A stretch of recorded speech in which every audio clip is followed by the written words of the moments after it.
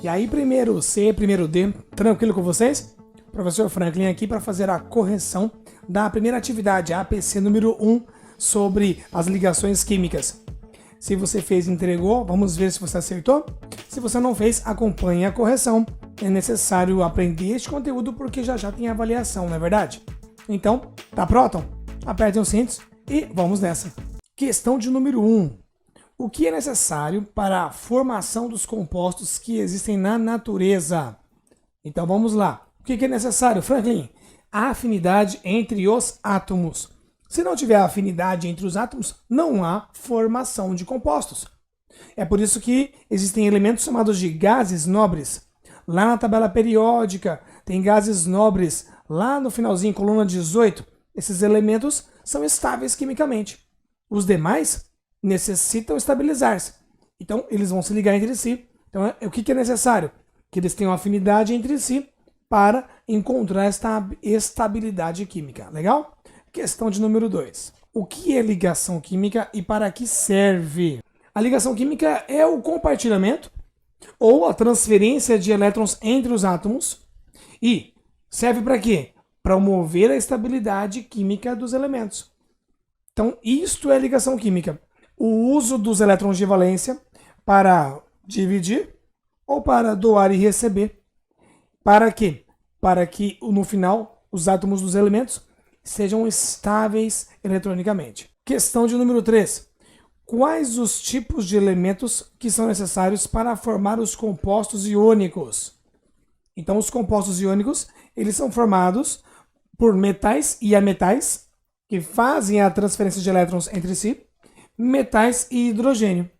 Sendo que os metais transferem elétrons para os ametais e os metais transferem elétrons para os hidrogênios.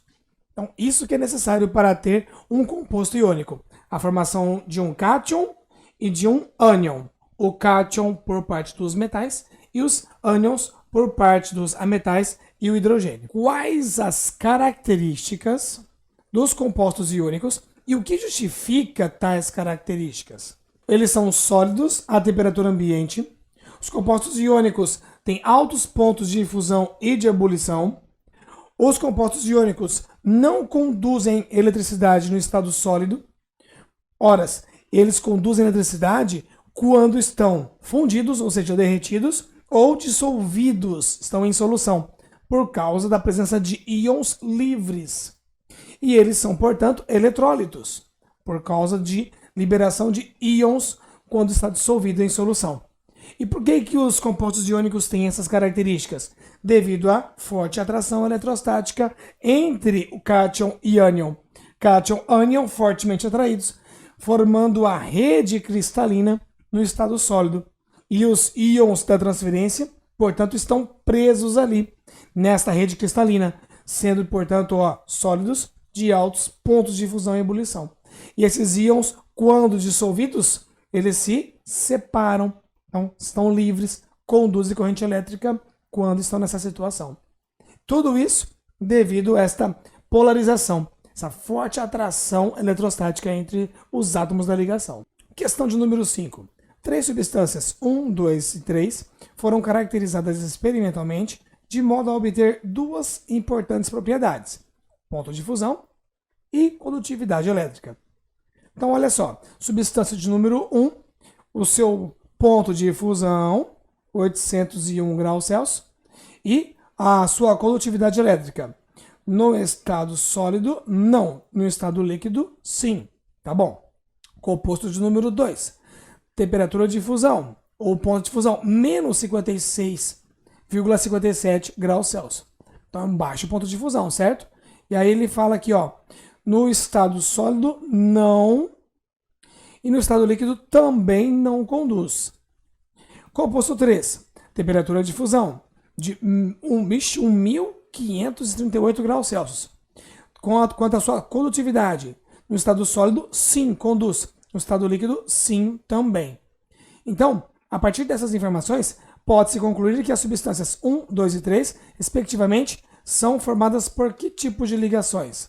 Ponto de fusão e a condutividade elétrica são propriedades físicas que identificam os compostos. Então, para identificar um composto iônico, eu já percebo que no estado sólido, temperatura ambiente, não conduz corrente elétrica. Mas quando fundido, no estado líquido, sim, conduz corrente elétrica.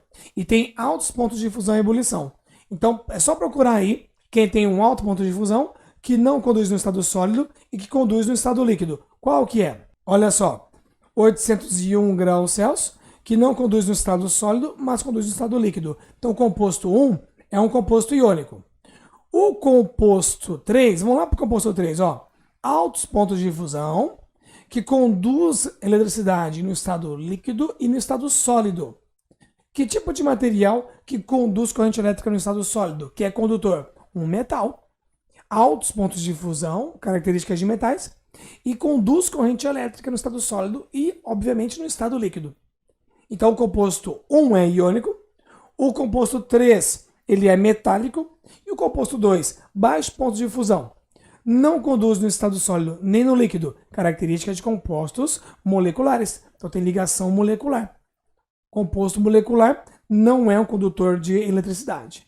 Concluindo nossa resposta, os compostos 1, 2 e 3 são formados por ligações: o 1 iônico, o 2 covalente e o 3 metálico. Beleza, pessoal? Espero que tenham acertado.